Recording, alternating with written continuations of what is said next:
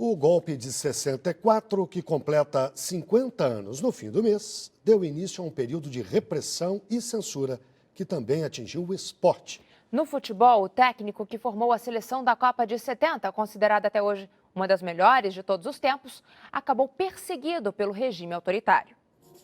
Uma das figuras mais emblemáticas na resistência à ditadura militar foi João Alves Jobim Saldanha, o polêmico e combativo João Saldanha. Eu sou o homem de luta. Eu não me calo em relação ao futebol brasileiro. Jornalista, filiado ao Partido Comunista Brasileiro, lutou na clandestinidade e foi um dos maiores críticos da seleção brasileira, principalmente após o fracasso do Brasil na Copa de 66 na Inglaterra. Com um estilo simples e enfático de comentar, conquistou o grande público, se tornando assim símbolo de uma época. Como dizia Nelson Rodrigues, um João sem medo de falar, de lutar. Senhores governantes militares, deem duas coisas, deem eleição direta e independência do futebol. Com essa ousadia, Saldanha aceitou o desafio de dirigir a seleção brasileira para a Copa de 70, uma cartada que deu certo. Eu não convoquei 22 damas, convoquei 23 feras. Foi aqui no Maracanã que a seleção brasileira viveu seu grande momento, depois de uma bela campanha nas eliminatórias, onde o Brasil ficou invicto em 5 jogos, veio à final. Uma partida emocionante contra o Paraguai, diante de mais de 180 mil pagantes, o maior público do futebol mundial. O placar 1-0, gol de Pelé.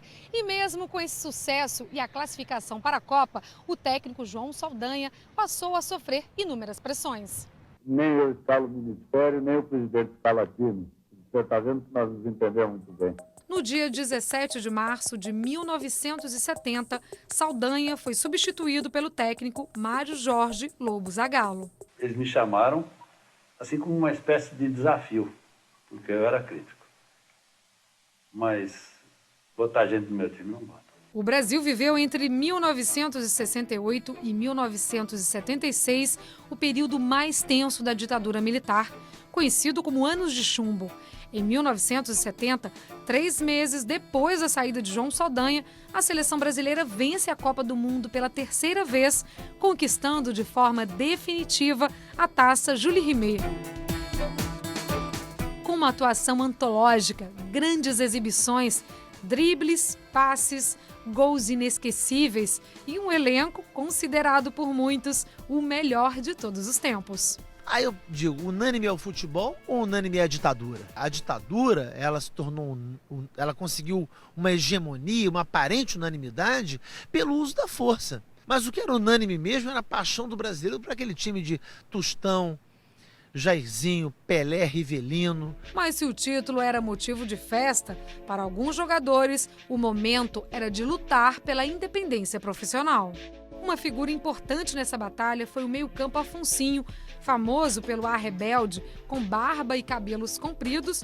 O então estudante de medicina brigava pelo próprio passe. Proibido de entrar em campo pelo Botafogo, o jogador foi emprestado ao Olaria, que estava em excursão pelo mundo durante a Copa de 70. Assistiu fora do país à vitória, mas viu de perto a utilização da conquista como propaganda do regime autoritário. O objetivo de uma interferência era justamente dar um caráter de popularizar o regime.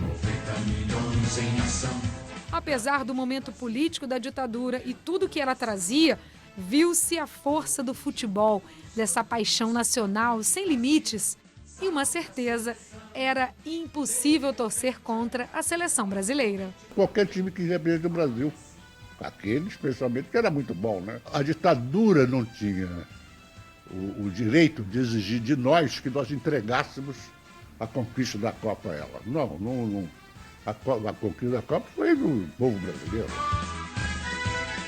O futebol é uma arte que o povo brasileiro domina com uma magia impressionante, com um improviso espetacular.